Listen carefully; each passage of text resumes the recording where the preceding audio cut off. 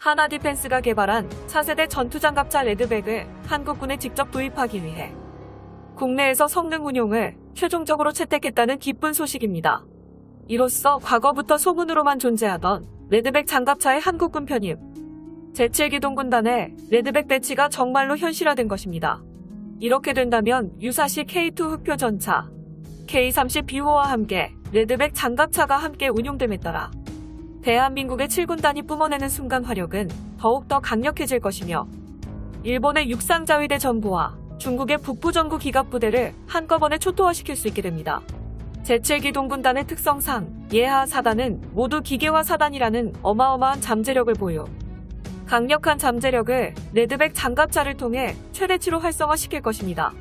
만약 일본이 한국 영토 독도의 주권을 위협할 국지전 도발을 실행할 시 대마도는 물론 도쿄 상륙 작전을 함께 수행하게 돼 K-21 레드백 장갑차의 배치 소식. 방위사업청은 최근 수출용 무기체계 한국군 도입을 일환으로 레드백 전투장갑차를 내년 4월 6월쯤 육군 기계화 부대에서 시범 운용하기로 했으며 한국에 도입을 시작했습니다. 방위사업청에 따르면 레드백 장갑차와 같은 플랫폼인 K-21 장갑차를 통해 기관포와 증가장갑, 궤도, 엔진 부품 등 생산 라인을 모두 공유하여 가동률을 대폭 상승. 한국군이 레드백 장갑차를 운용함과 동시에 성능 업그레이드도 추구할 것이라고 밝혔는데요. 기존 호주군에서 요구했던 레드백 장갑차에 30mm 기관포를 떼어내고 그 자리에 한국 해군 군함의 함포로 사용하던 40mm 기관포를 개조한 뒤 레드백 장갑차에 탑재할 가능성이 유력합니다. 79경장 40mm 한국산 대구경 기관포는 적군의 벙커나 건물에 콘크리트 기둥을 가로로 만들어 완전 붕괴시켜버리므로 이러한 K-21 보병 전투차와 맞닥뜨리는 순간 적군의 보병 중대는 흔적도 없이 사라집니다.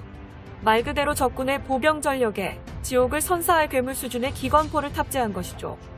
또한 호주군의 요구 조건으로 레드백 장갑차에 탑재된 이스라엘제 스파이크 대전차 미사일 대신 발사 후 망각 파이어 엠포겟 기능이 적용된 3세대 현궁 대전차 미사일을 사용할 것입니다.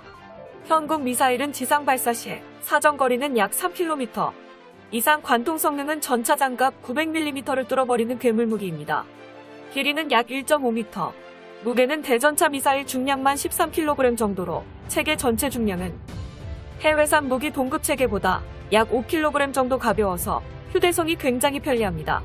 탄두의 작동 방식은 이중 성형 자격 탄두, 대전차 텐덤 형식의 탄두이고 발사 시 직사 모드와 공중에서 내리꽂는 방식의 타버텍 모드를 선택할 수 있으며 타버텍 모드는 전차의 약점이라고 불리는 엔진에 매우 치명적인 타격을 일으켜 내부에서 폭발시킵니다.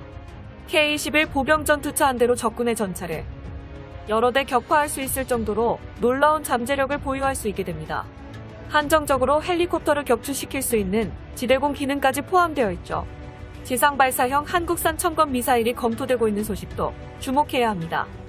청검 미사일은 LAH 무장 헬기와 아파치 공격 헬기 등 공격 헬기에 탑재되는 대형 크기의 대전차 미사일이며 지상 발사형 천궁 미사일은 현궁 미사일보다 무겁고 거대해 휴대성은 현저하게 떨어진다는 단점이 있지만 더욱 강력한 관통력을 보유하고 유효 사거리가 2배에서 3배 가까이 늘어난다는 장점이 있습니다. 만약 지상 발사형 천검 미사일이 K-21 보병 전투차의 개량 프로젝트에 채택된다면 거대한 미사일의 크기로 인해 포탑에 마운트, 상부에 탑재되기보다는 포탑의 앞부분, 양옆에 장착되어 상부에 탑재된 현궁 미사일과 함께 운용이 가능해집니다. 이로 인해 탱크킬러 K-21의 대전차 능력을 극한으로 끌어올리게 될 것입니다. 이어서 한국군이 보유한 세계 최강 기갑부대 제7기동군단은 대한민국 국군에 존재하는 가장 강력한 전차부대 기동군단이며 아시아에 존재하는 모든 군단급 부대 중 실질적으로 가장 강력한 화력을 가진 명실상부 세계 최강의 기갑군단이며 최상위 기동전 제대입니다. 이러한 7군단에 한국산 괴물무기 레드백 장갑차가 배치될 예정입니다. 결정적인 개량안으로 호주의 수출 경쟁을 벌이고 있는 최첨단 레드백 장갑차에 전자장비와 방어체계를 한국군이 운용하게 돼 레드백 장갑차에 그대로 적용할 예정입니다. 레드백 장갑차와 K-21 보병 전투차는 같은 플랫폼 자체와 부품을 공유합니다. 다만 차이점이 있다면 레드백은 동체의 크기와 무게를 늘리고 추가적인 증가장갑을 부착했으며 K9 자주포의 엔진과 변속기 파워팩을 장갑차에 탑재해버리는 등 과감한 결단을 내렸죠. 한국군의 레드백 장갑차가 도입되면 K-21 장갑차뿐만 아니라 K9 자주포와도 기술적 공유가 가능해집니다. 마지막으로 적군의 대전차 미사일을 탐지하면 연막탄을 자동으로 발사시키며 추가적인 레이저와 센서 전자장비로 미사일을 먹통으로 만들어버리는 소프트킬 기술과 물리적 대응탄을 발사해 포탄뿐만 아니라 적군의 미사일을 직접 파괴하는 하드킬 기술도 한국군의 레드백 장갑차에 적용될 것입니다. 전자장비를 부착하는 것은 K-21 예산 편성안에서도 가장 먼저 언급되었기 때문에 한국에서 레드백 장갑차의 생산 라인이 돌아가는 즉시 장착될 가능성이 높습니다. 이처럼 강대국 한국의 레드백 장갑차를 한국군이 직접 운용하게 된다는 소식에 일본 네티즌들은 진심으로 당황하고 있는데요. 머지않은 미래 대마도 상륙작전과 도쿄 상륙작전에 레드백 장갑차가 투입될 것으로 예상됩니다. 한국군 레드백 장갑차 도입 소식이 일본의 군사정보 커뮤니티 그랜드플리 스레드에 올라왔습니다.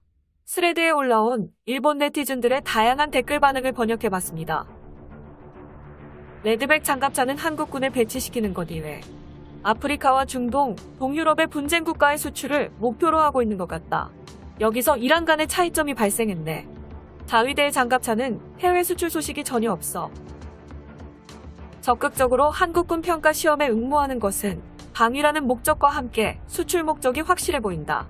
유럽과 호주에 레드백이라는 무기를 확실하게 어필하려면 한국군이 직접 보여줘야지. 판매 전략은 대단해. 하지만 성능 검증이 걸림돌이 될 것. 한국산 무기의 고질적인 문제점은 불완전한 성능이잖아. 한반도에서는 궤도 장갑차가 충분히 능력을 발휘할 수 없는 지역이야. 그러나 스시마와 큐슈, 혼슈에는 포장 도로망이 구비되어 있지. 한국의 레드백 장갑차는 일본을 겨냥하고 개발한 게 확실해졌다.